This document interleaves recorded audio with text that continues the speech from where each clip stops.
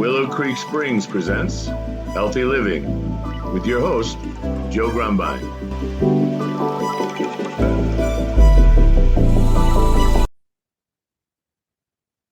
Well, hello, and welcome back to the Healthy Living Podcast.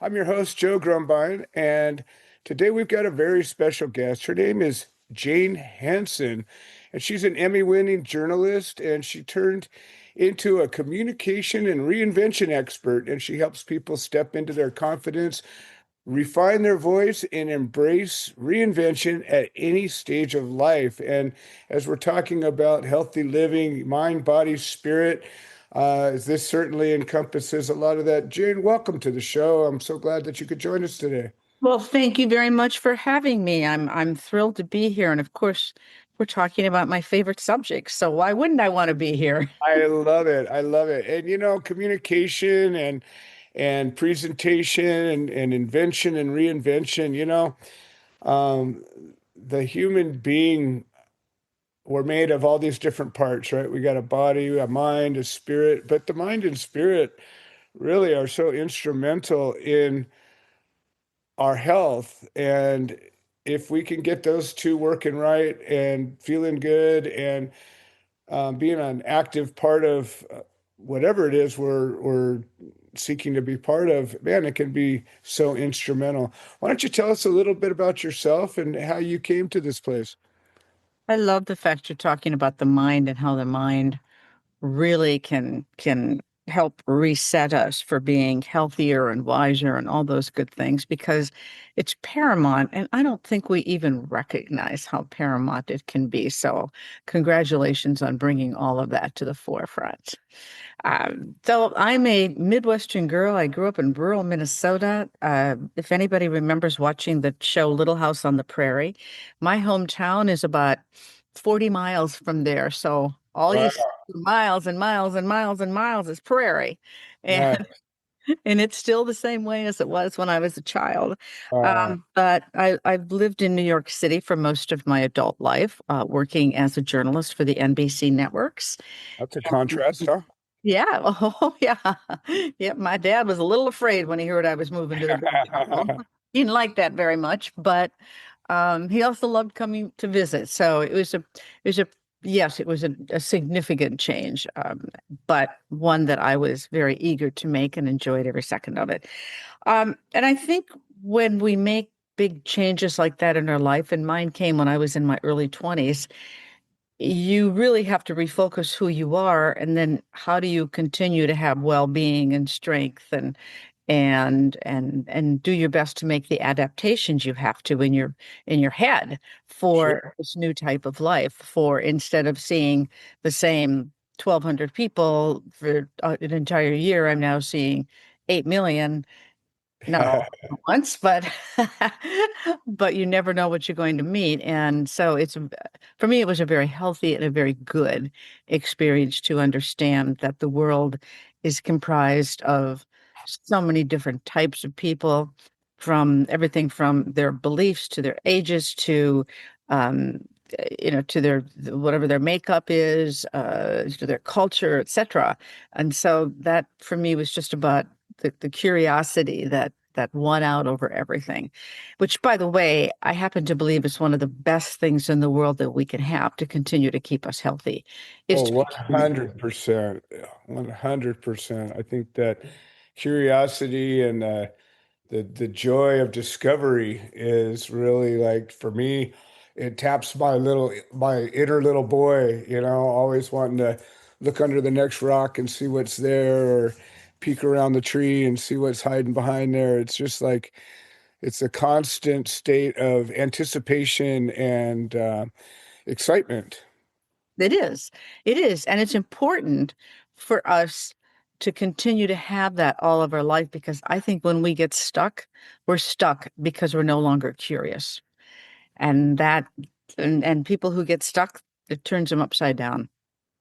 Well, and it seems to be sort of the human nature to either get stuck or find ourselves in a rut. Like we carve these pathways to simple, easiest ways to things, and we just keep doing those things over and over again until it becomes a habit or ritual or whatever. And growth comes from getting outside of those comfort zones. And so what you're talking about, the discovery and making these leaps of faith, going from 1,200 people to 8 million people, like what a tremendous leap of faith that would be. And yet that's where, true growth comes from. Absolutely. You couldn't be truer words have not been spoken, Joe. They just haven't. So so when you talk about the first of all, we have a lot of issues in our world today when it comes to the communication aspects, which is what I have lived my whole life on, is about how do we communicate better. And communication, when we don't communicate well, that's where we get into trouble. Right. We're not communicating so well right now. We're not listening. Oh my God, in the world, woo.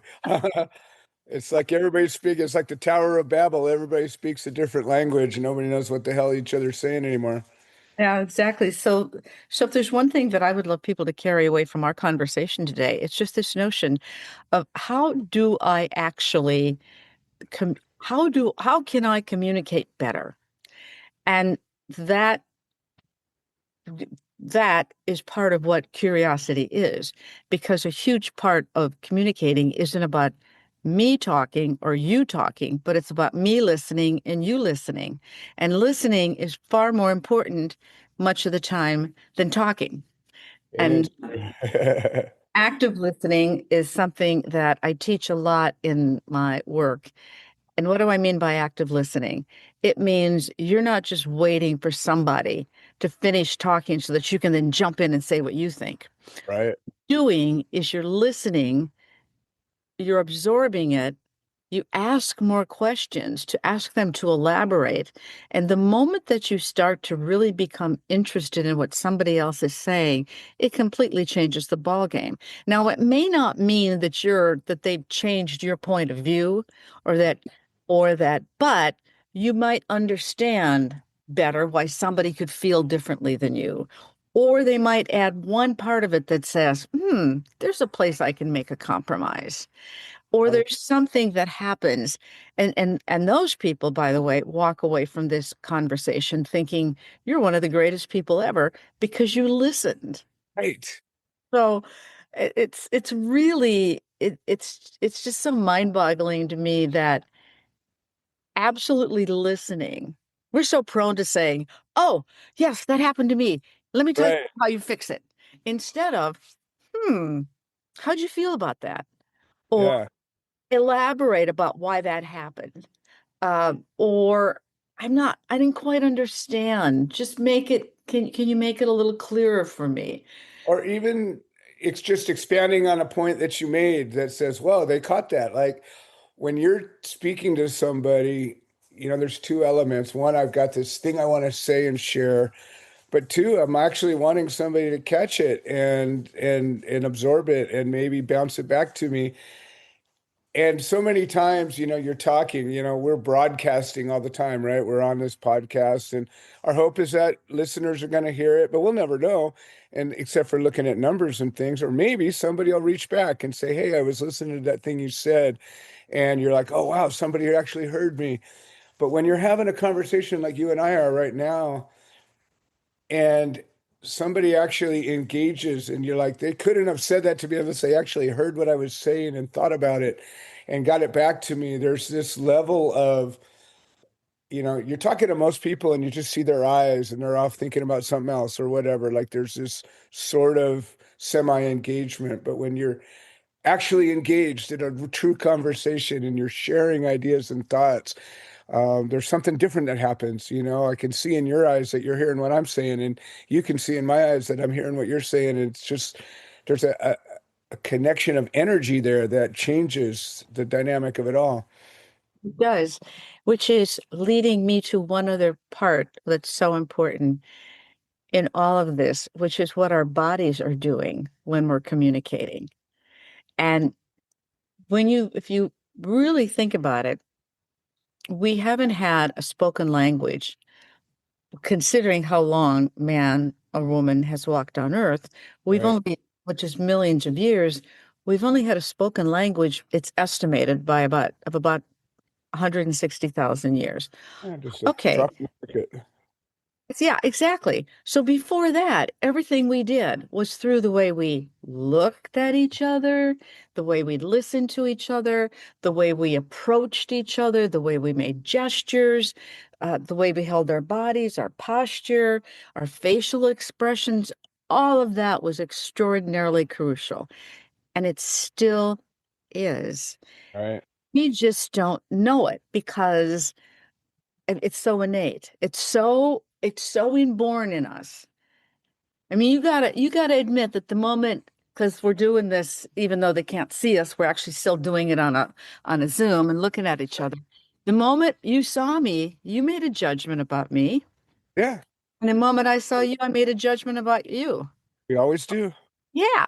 And those judgments are really big deals Yeah. because it's again, I've got all these facts, this data points. It's all good. How how how true they all are and who figured it out, I don't know.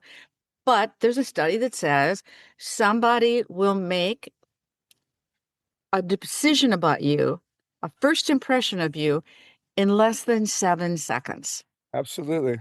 So you haven't even opened your mouth. Right. Little micro expression here or there, and you're like, whoop, I've just read that. And you're like, and I Yeah, don't, my brain isn't even telling me what I'm thinking. doing. Just, no, I just feel this thing, whatever it is. Right. So so it's so innate. And we need to think about that. And I mean, don't you have people that you've either worked with or friends or your family, and they go, I don't like that person. Oh, all Going, the time. why? Yeah, And they can't explain it to you. right. But it's Something because about them. Yeah, right. something happened in those few seconds. They go, nope, don't like him, don't like him. And Yeah, it takes it, and the same study says it takes 8 subsequent interactions with that person before they will even consider changing their mind about you. it's Now so true. think about that. And it might have been because you were in a bad mood. Maybe you were Maybe you're hungry. or you're hungry. Yeah, you're hungry and you're like, oh, I gotta have something to eat. And in their mind, they're going, yeah. Right. Yeah. So it's just the dumbest. Some of it's some of it is stupid and some of it is brilliant. Right. Right. You might recognize a psychopath just with the way they squint their eyes at you for some reason or whatever, and go, wow, I got to keep away from this guy, or I don't trust him, or whatever. The other side of it is, like I said, somebody might have an upset stomach, and you might, get an incorrect read on somebody and judge them harshly when, in fact, like you said, they're just having a bad moment. Right. And we all do, which is why it's so important, like in the world of business, that no matter how you're feeling, you got to show up in the best possible way and be really super present. Be Hmm. really present because we're distracted. We got those little stupid phone things, isn't that what we call them, whatever they are? And we're so Little bombarded black box, I with call them. information. It's like it all comes at us, and some days it's overwhelming. And some days Right. you're so overwhelmed that you can't even respond right to somebody. Hmm. And then I do something terrible sometimes, which I know I have to change. It's one of my vows, is I'll be talking to somebody on the phone, and at the meantime, I'm watching my emails come in, Ah, answering emails, and I'm not get fully present. distracted just like that. And you know what? They know. They They know. know. They know. 100%. I can always tell when somebody's doing something else. I'm like, should we just do this another time? Because and it's funny, like for me, these Zoom calls are the closest thing we can get to sitting in the same room. I'd Mhm. always rather sit in the same room if it's at all possible. I do a lot of these podcasts side by side with my guests just sitting right next to me whenever I can. But emails and texts to me are the value of them is recording something you said so that nobody can say, well, you didn't say that or whatever. But Right. that's it. Other than that, unless you're a brilliant writer and you can inflect in your writing what you're trying to say, the way you're trying to say it, like even our conversation, there's facial expressions and gestures, and the tone goes up and down and faster and slower that denotes really the conversation more than the words themselves. And Mhm. unless you're a brilliant writer and you can express that in a beautiful way, it gets lost and people take it wrong all the time. Exactly. That's exactly right. There's another statistic, which is that 93% of the way people give us credibility or how we resonate is the way we deliver what we're Mhm. saying and Yeah, not what we're saying. right. And that's charisma. That's your personality. It's not the words you're saying, it's how you say them, and your ability to, I think all it really is your ability to let out what's inside. Because we all have this amazing thing inside of us, but we've got, miles of shields and barricades and traumas and things that keep them from getting out. And so, we become robotic or whatever the thing our defense mechanism is that keeps us from letting this beautiful thing out. But if you can, that's your personality, that's your charisma, that's your game, whatever you want to call it. It absolutely is. So one of my jobs is to help people let it out. Nice. And I I do a couple of little experiments and actually anybody could do this. This is what that you're going to use your phone because you're going to record yourself. Right. And so what I want is for people to record themselves uh just talking, Uh-huh. telling a story, and then listen back to it. And how energetic is it? How Mhm. enticing is it? How are you saying the words? And by the way, when you read a story to a child, we will say the big bad wolf, Right. the little beautiful girl in her Red Riding suit. Right. And the way we describe things, kids immediately get it. But Yeah. as we grow up, we stop losing all of that and we go, the big bad wolf met the little girl in the Red Riding suit. So Right. we have to get back to thinking of how we can express things better, because the more we bring it to life, the better I'm going to understand what you're trying to say.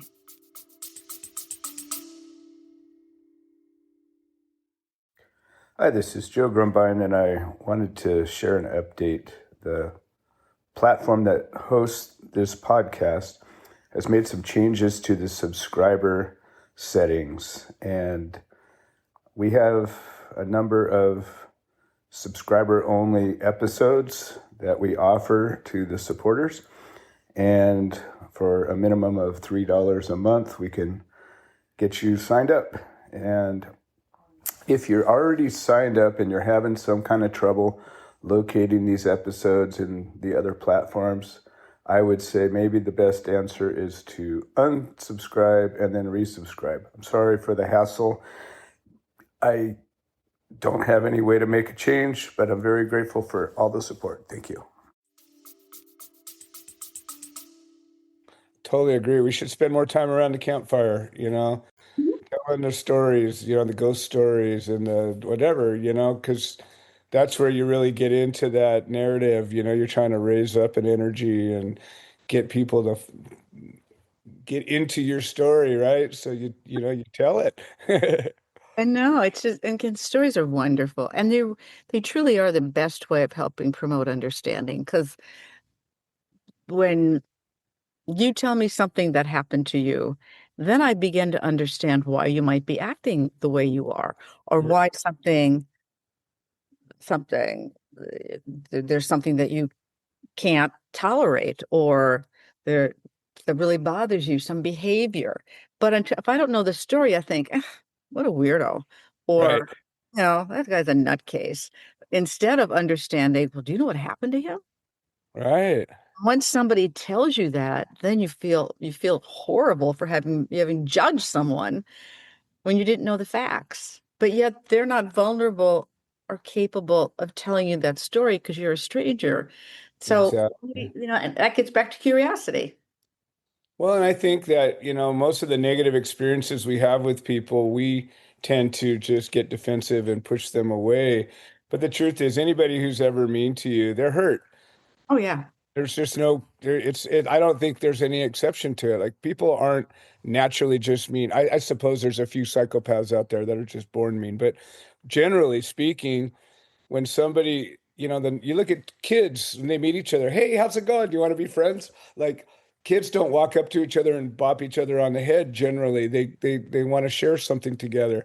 And we're Right. not different, but when things happen to us that cause us to whatever be damaged or traumatized, we start acting differently and when somebody treats you poorly right off the bat, instead of us going, ooh, I gotta, push back or get them or whatever, I would say if you could figure out, hey, what's wrong? You okay? And Yeah, that would change the dynamic of most of these negative experiences we have with people. I absolutely agree with you. When you think about kids and bullying. Hmm. I mean, the bullies are bullies because they're insecure or they're scared or something happened to them or they've got some Right. terrible situation at home or there's something going on that has Right. nothing to do with you. 100%. 100%. Well, Jane, you have a program now and you're helping people. I'd like to hear about that. This is something that to me, we have all these people that come around and share their stories and they had this experience or they have that program or business or product or whatever, but how it works and how people come to you and the transformative element of that, I'd really like to hear about that. So I mainly work with people in the business world. Okay. And so, I mean, I should also qualify that by saying I work with people of all, all from all across all industries. Okay. And so I will work with charitable organizations and I will work with top level CEOs and I'll work with people in the tech space because these communication skills are completely transferable across every imaginable situation. I work with 100%. authors, I work with actors, I work with sports figures, I work with you, I mean, you name it, and I've worked with them. And here's why they come to me. They come to me for a number of different reasons. Maybe they've gotten a new job that's very high profile, and they know now that the words that they say and what how they appear is going to deeply affect the reputation of the company that they work for, that they are the spokesperson. Right. Or they may come to me because they don't have the confidence to do something that involves them either getting on a stage or making a lot of presentations or maybe doing podcasts Mhm. or they're put into a position now where they have to be um, much more of a speaker. Okay. Maybe there's somebody who's now going to get a lot of media attention. They're going to be doing interviews, that sort of thing. Or maybe it's people that are going back to work and haven't worked for a long time. I've worked with a lot of moms who stayed at home for a while. Now they're going back to the workplace and they don't feel confident. I So bet now you're dealing with a lot more of that since COVID and all the people kind of working from home or not working or whatever. it is. And this whole thing of working from home, that's inspired a lot of people who don't feel as confident now when they're going into an office. So that's a Okay. whole other thing. And I also, because I was doing Zoom calls and things long before we actually had COVID, because I was doing a lot of international stuff where travel wasn't sometimes didn't work. Sure. I actually had a head start on Zooms and Google Meets and all that stuff long Nice. before it became a verb. Um, so, so what I do with people is I help them understand what it is that's causing kind of their stuckness or Hmm. causing their um, what is it? What's their goal? Where do they want to get, and why do they need help getting there? And Mhm. then through I highly customize all of my programming because it has to be. Everybody's an individual, and what may be a big fear for one person is not a fear for another, but they've got something else that they need help with. And so we do a lot of That's work in, paramount. yeah, is who are we? There's three core parts of it. One is who's our audience? Who are we talking to? Where are we carrying our message? How well do we know them? What do we need to know about them? How are we going to resonate with them? Then two, what are we actually saying, and what's the key message that we have for the world? And usually there's one bottom line message that we're carrying forth. So how Sure. are we going to deliver that, or how are we going to we got to help create that message in a way where it's easily understood.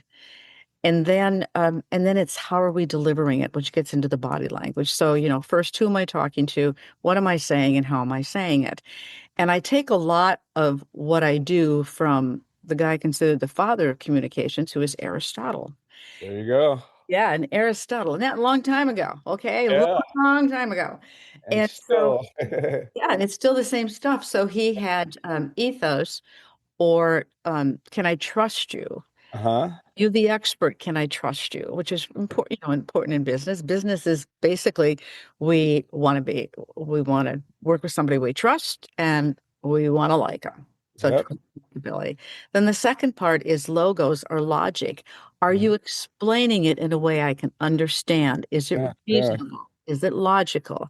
Mhm. And then the third part is pathos or pathos, which is emotions. Mhm. Because in everything that we do, we're either trying to provide information, persuade somebody, uh, Right.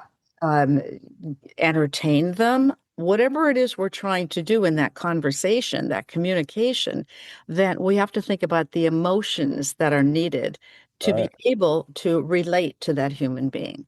So now, so those are the things that we work on. I use a lot of video.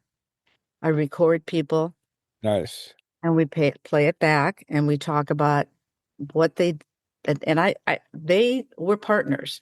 I'm not sitting there going, well, this is what you did wrong. And here Yeah, I yeah. you tell me what you think of that video because our perception of ourselves is a whole lot different than the other way people perceive us.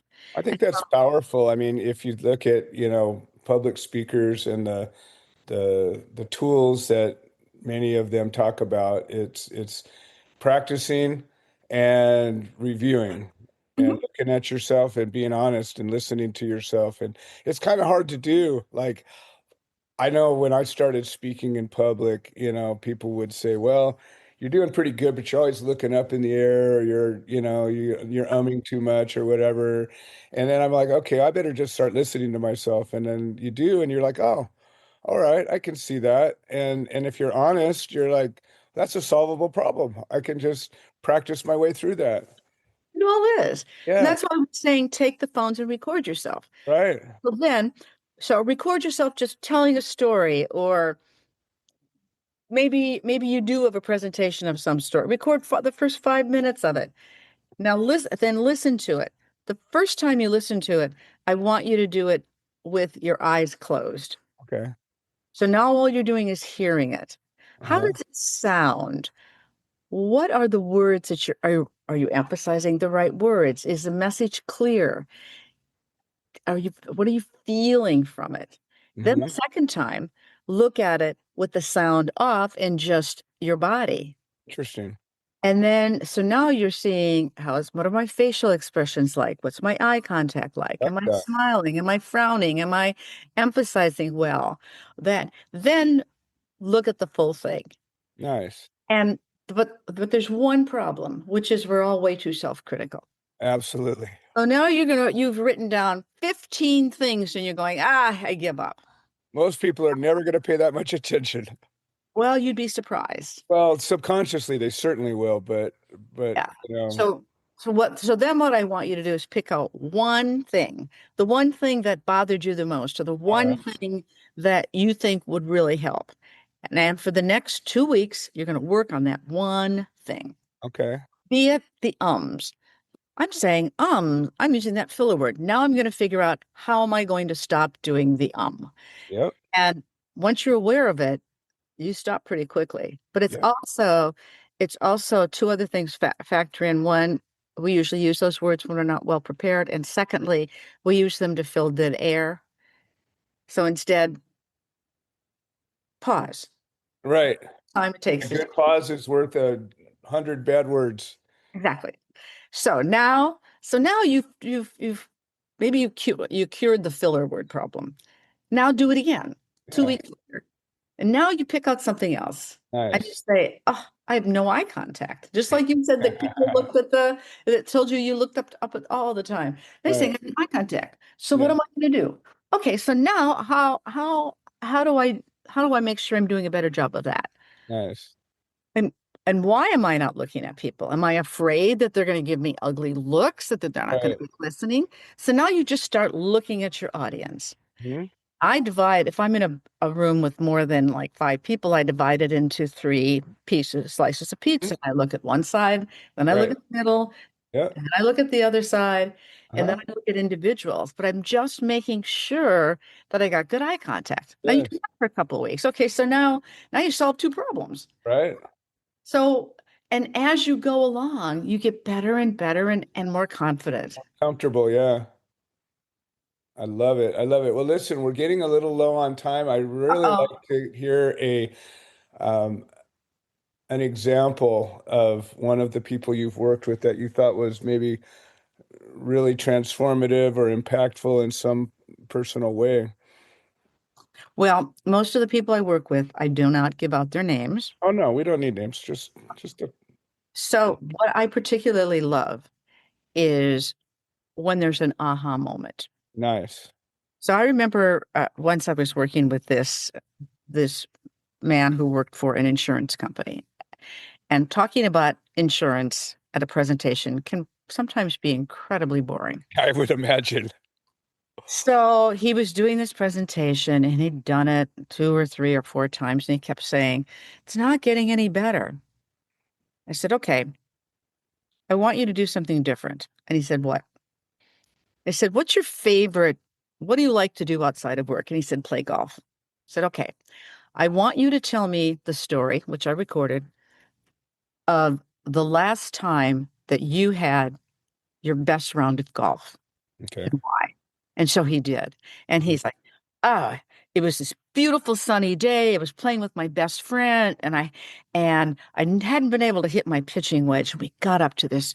He said, I had this drive that was the longest drive I've ever had. And then I knew all I had was the pitching wedge." And he gets into this whole long thing about the pitching wedge. And he said, and I looked at it and I thought, I am going to get this thing to the hole. Pitching wedge, and it got landed just about 2 inches from the hole. Wow. And that went right in. And he goes, "I birdied the hole." And he's like this. I said, "Okay, you heard that emotion that you just had in that?" And he goes, "Yep."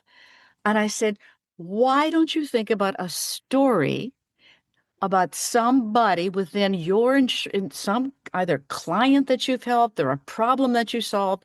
Put that in the presentation and let's Nice. try this again."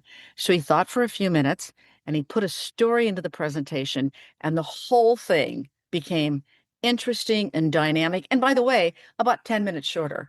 And it was so good. And Better all around. I go, "Oh my God, I never thought I could do that Nice. presentation." I love So think about that. I love it, love it, love it. Well, Jane, this has been riveting. I wasn't sure, walking into this. We've misfired 3 times trying to get together. I'm like, all right, well, hopefully this time.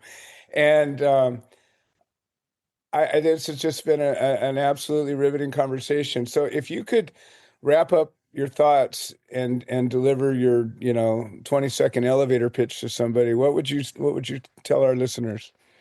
I would tell them that every part of life, whether it's you making a presentation to the chairman of the board of the biggest company in the world or talking to your 5-year-old, all of life is just a conversation. And so make sure that you are having the best conversation you can with whomever you are talking to. Listen well, Don't jump in, and be really, truly present. I love it. That is some wisdom right there.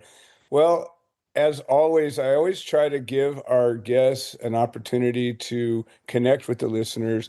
And I know you're probably pretty well booked in fancy New York City and all that good stuff. However, if somebody does want to reach out and engage you, how would they get a hold of you? Well, it's pretty easy. And by the way, I travel almost anywhere. Oh, beautiful. Record. So I have a website, Jane Hanson, HANSON.com. And my email that goes along with that website is jane@janehanson.com. It's really, really simple. And I love talking to people, and I love working with anybody. Beautiful. Well, you are providing a very necessary service. If you're ever in Southern California, I'd love to meet up with you and have another conversation. It's been an absolute pleasure. I want to thank you for joining the show, and certainly welcome you back anytime it strikes your fancy. Joe, thank you so much. I had a blast. Beautiful. Well, this has been another episode of the Healthy Living Podcast. I'm your host, Joe Grumbine. I want to thank all of our listeners for making this possible, and we will see you next time. This has been another episode of the Healthy Living Podcast. We produce this show so that people can share their stories, people that have overcome obstacles, people that are undergoing obstacles. We're building a community of health-minded individuals. If you're interested in supporting the show, please leave a review on the platform you're listening to it on. If you're interested in becoming a guest, please send an email to itsjoegrumbine@gmail.com, or you can send a note into the notes section of the podcast. All right. Well, thank you for supporting this show, and we hope you've enjoyed it.